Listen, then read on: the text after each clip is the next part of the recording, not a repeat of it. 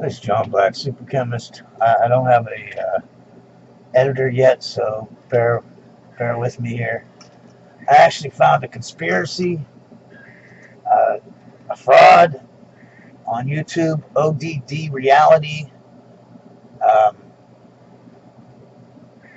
This guy took, and I'm gonna put his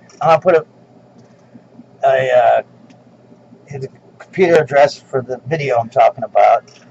This guy put up a video, right? And he steals from Cody's lab, all right? Cody's lab, I'm sure if you're on my channel, you'll know him. He's on YouTube. He's great scientist, you know what I mean? He does all kinds of stuff. You can tell the guy graduated from college and blah, blah, blah. He knows his stuff. He did a video where I'm going to put up a video. I'm going to put the computer address at Cody's lab. I suggest you go watch him. He's on YouTube. I don't know if he's on BitChute, but great videos. Go watch him. Anyways, I'm going to put a computer address for his video too, the one that ODD Reality stole, right? And I'm not even doing this video. I'm not even pissed because he stole Cody's videos, okay? If he would have stolen and he's trying to,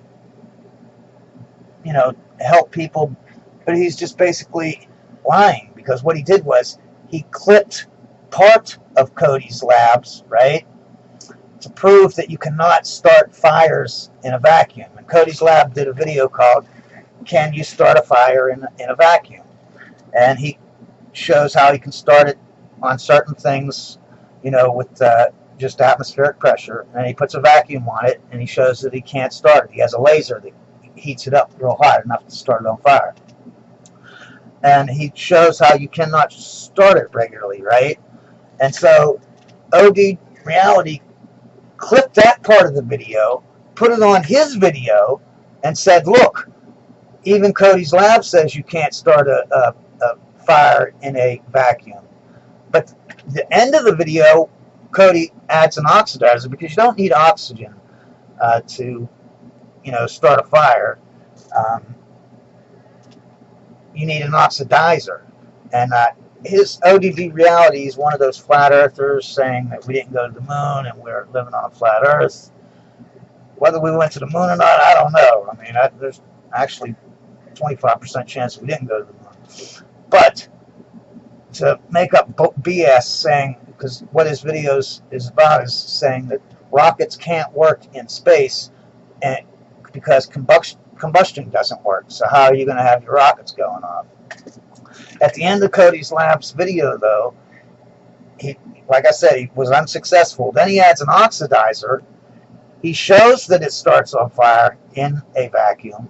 And then he explains how, this wasn't very good, but if you were in space and you wanted to do a rocket, you would have a container around it. That way, when it, it'll produce all this stuff and be blown out and propel it, you know what I mean? And that part he cuts out, and that's the part he's saying is impossible. So it's not like he took his video and he's trying to prove his point. He cut out the part that is showing that rockets exist, showing the part where Cody's lab is actually telling you how rockets work in a vacuum, showing you that he can light a fire in a vacuum. And ODD Reality cuts that part out and says, see, even Cody's lab agrees that you cannot have a fire in a vacuum, and you cannot, you know what I mean? He cut out the part. He's just like, that's like so unreal. And then the other thing was, Cody's lab did a video. I didn't find it yet, so I don't know if I'll be able to put the address down, but where he puts a fan in a vacuum and he puts a feather in there. He turns on a fan and it obviously blows the feather, but when he takes a vacuum on, he starts up the fan, nothing happens, because there's no air for it to blow. He's like, see, that proves. And now Cody's lab took that video of Cody's lab and said, see, Cody's lab just proved rockets don't work in a vacuum, because that fan can't push that feather. When a fan and a rocket work totally different, rocket carries its own propellant. You know what I mean? It doesn't need air. Air actually is a hindrance on a rocket because you have friction. In space, you have no friction, so it actually worked better in a vacuum or rocket. You know what I mean? So And what's funny is ODD Reality's channel on YouTube is a conspiracy channel. You know what I mean? He's talking about flat earthers and how they're covering up the moon landing and that kind of stuff, how everything's a conspiracy. And he's the one creating the conspiracy. And he's not just doing it, you know, because he believes or he whatever. You could see he edited the part out that proves that he's lying. And then said, look, Cody, and then he's like, Cody's lab agrees with me, even though the rest of the videos clearly says that you can have a rocket. You know, Cody's lab actually even explains how a rocket would work in a vacuum. And like I said, it'd actually work better in a vacuum because there's no air resistance. As long as I'm on the subject and I'm here BSing and hitting and hawing or whatever, I'm going to go over some of this moon landing stuff or whatever, because there are a couple things why I'm 25% unsure that we went to the moon. One thing is Neil Armstrong will not swear on the Bible that he did it. I mean, a guy offered him $5,000 to do it, and he wouldn't do it. And they were even like, "We'll even give us money to a charity or whatever." You know what I mean? He's like, "No, I can't do it on the Bible." Another thing is that, and this is, I swear to God, this is true. An astronaut, a real astronaut, so you can't fake it. You know what I mean? He's a real astronaut during an interview, and he actually says we cannot go to the moon anymore because that technology that we had back in the 60s, we destroyed that technology, and it's lost now, and it's not viable, you know, to get that technology back. What the hell does that mean? It's a fucking tin can with a fucking propellant in it. That's all it is. You're rocketing through space. It's not, you know, what technology? There is no technology. The only information that they had 2 rockets that were about, or at least 2 rockets. I think they sent up more after that to do the Van Allen belts. But they were only like 4-foot rockets, 6-inch diameter. They weren't giant, big rockets. They sent them up to fly around and, you know, see how the Van Allen belts, what the radiation was like, you know, to like map it. So that, if that is the technology that they lost, the information that they lost, he says technology, but if he meant information, if that's the information, those rockets, I could buy those rockets and make them and send them up. You know what I'm saying? They weren't no big deal, man. So what technology, what the heck does that even mean? Why would he say that? Like, the other thing is pictures. An odd thing is they never take a lot of pictures. I mean, if you're going to go all the way to whatever, an extra couple things of film would cost you nothing. They all are kind of perfect for the way that they were mounted on their suits. They are kind of perfect. But the thing is that the crosshairs, you have a couple of the pictures where the crosshairs were etched, like you could think of it as a knife or a pen, and you go onto the camera, and on the outside of the lens you actually draw or etch into the plastic, you know, on the camera that you know you're shooting through, so that every picture should have that on there. You know what I mean?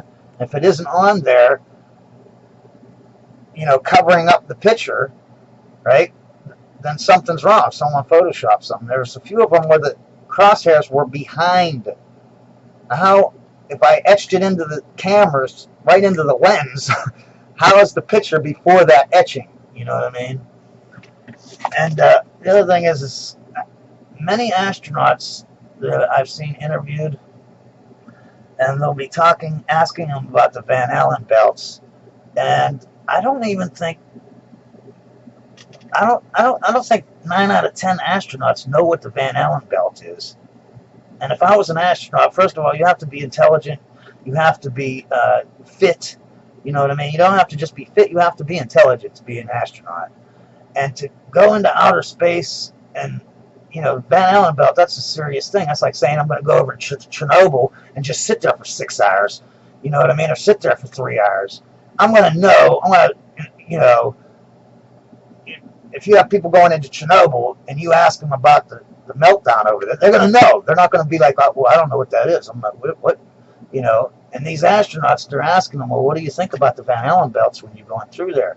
Well, what do you mean Van Allen? What's a Van Allen belt? Like, how can you not know what the Van Allen belts is if you went through them? What kind of person, you know what I mean? They don't know what the Van Allen belts is? What is your IQ level? You're an astronaut, for God's sake. How can you not know what the Van Allen belts are?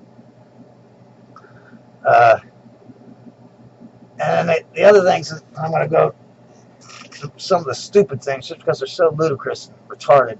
I'm going to go over them. There's been 20 interviews with astronauts on this space station and on Earth, and they're saying that you know, they're trying to get technology so that we can finally make it through the thermosphere. They've said it many times, like we've never done it before. You know what I mean? But I think what they're saying is that we're studying it so that we can make it through safely. When the astronauts went back in the 70s, they didn't really do a safe job. They were kind of relying on luck, you know what I mean, to get through the Van Allen belts. I'm sure they took the you know, the weakest part of the belt and tried to go through there or whatever. But a lot of it was just relying on luck, you know what I mean? And that's what they're saying. The astronauts aren't saying, oh, well, we never passed the thermosphere. They're saying that to do it safely, you know what I mean? I'm not saying that you know, I don't know if we went to the moon. I can't prove it, you know what I mean? But just because they say that, or we're trying to study it so we can make it through it, what they could be saying is that to do it safely, you know what I mean? Another thing is when they took the picture of the astronaut, and the sun is on the other side of the space shuttle thing, the LEM or whatever that they were getting out of, you know. He's going down the steps, and the guy's already out, and he's taking a picture of him. And you can see him clear as day. He's got his white suit on, and he's, you know, and the ground is black as heck because the sun is on the other side of the ship. So the guy is in the shadow of the LEM as he's coming down a ladder, but you can see him plain as day. And everyone is saying, he should be black as coal. You shouldn't be able to see him. He's not in the sunlight. You know, a 3-year-old kid can figure this one out. I just don't understand how people think, man. I mean, you go out at 9 o'clock in the morning, or say 6, 7, 8 o'clock at night, you know, before the sun goes down and after the sun comes up, right? And any 5-year-old kid can walk around his house on a shadowed part, and he is not completely black, okay? I can see just as good as it's daytime. The sun bounces off of everything and whatever. You're not totally black in the shadow. When I go under a tree, people aren't like, whoa, where'd that dude go? I can't see him anymore. It's total daylight out, but he's in the shade, so I can't see him. That's retarded, okay? That makes no sense, all right? You can see people in the shadow, all right?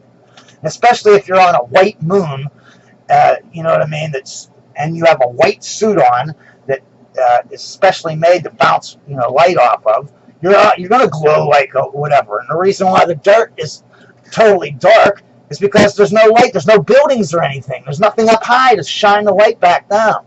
All the stuff that gets reflected off of the moon goes up. It's not going to do a U-turn and come back down and hit the moon. It's only going to hit the guy. You know, it can only go in one direction. You know, that's just common sense, man.